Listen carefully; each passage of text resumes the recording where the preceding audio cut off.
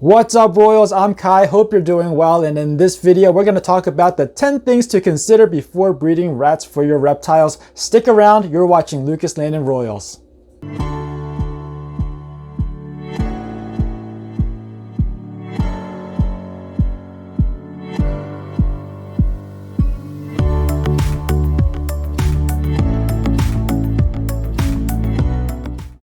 Today, I'm going to talk about something that I've never talked about before on video, and that is about breeding rats. Not how to breed rats, but I just want to answer a couple questions that I get quite often regarding rat breeding. The first question would be, should I start breeding my own rats?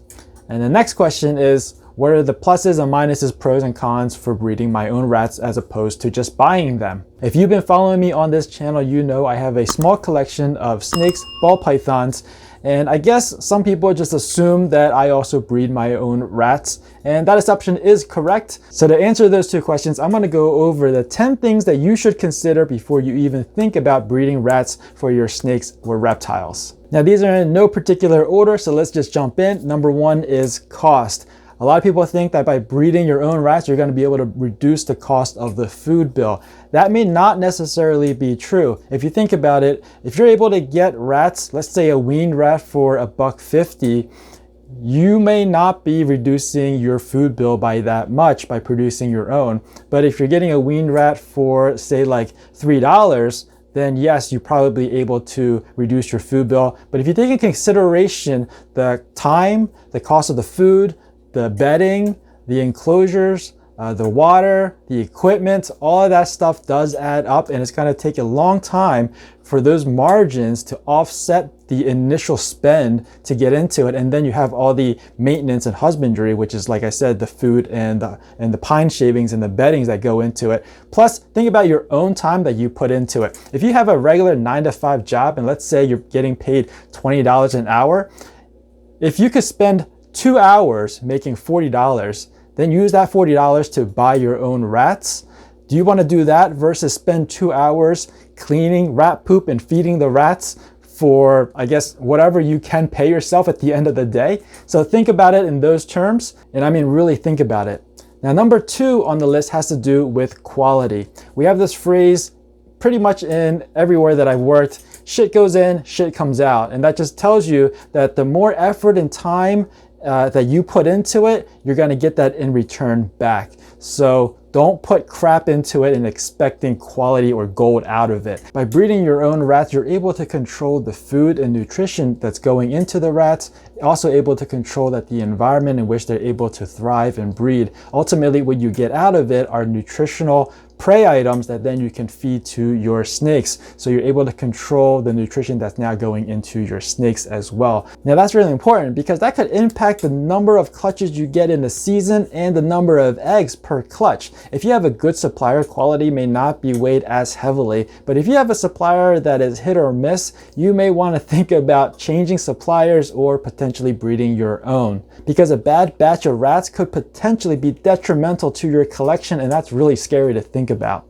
And number three on the list is going to be convenience. Think about how easy it is to have your rats and your reptiles in walking distance of each other. You can just go over to your rattery, whether it's your shed or garage, your basement, another facility that you build, and just pull out the rats and prey items that you need, walk them over to your reptiles and drop them in, versus having to go to a pet store or your supplier and trying to figure out who has what's available, maybe having to drive to multiple places to get enough prey to feed your collection. So that's a pretty big deal, because that could potentially waste a lot of your time by having to call these multiple places, then having to drive to location to location to location in order to get enough prey items to feed your collection. And if that happens, I guess 1 or 2 weeks, 3 weeks in a row, you're going to be sick of it. The next three considerations are all closely linked, so I'm going to talk about them together, and they revolve around availability, stability, and consistency. Now, when it comes to availability, let's look at any one supply, whether it be a pet store or your rodent breeder.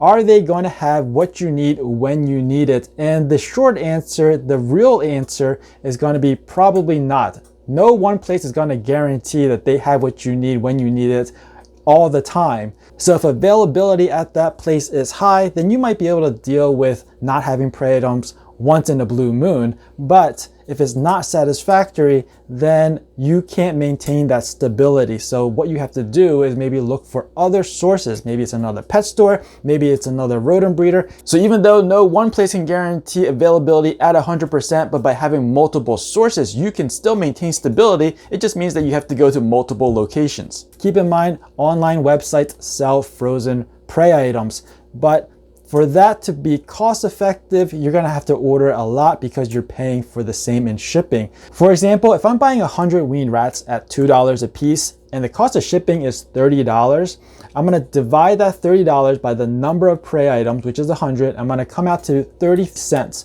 So every weaned rat, even though it's $2, I'm actually tacking on another 30 cents because of shipping. So that's the actual cost of that prey item, $2.30. That makes sense if you're buying a lot. If you're not buying that many, maybe just 30 prey items, 30 weaned rats at $2 a piece and $30 in shipping, that's 30 over 30, which is $1. So for every weaned rat, you're actually paying $3. Now, I'm not gonna go into cost again because we've already covered that. What I do wanna cover now is consistency. So we did availability, stability, and now consistency. And consistency is important because you have a feeding schedule that you need to follow. Imagine if it's breeding season and you need to start feeding your females a little bit more frequently. So that's your new schedule. And if you don't have the stable stream of supply, the prey coming in, you're not able to entice or motivate or stimulate that female to produce the follicles. And therefore you're gonna waste some effort or some time that season.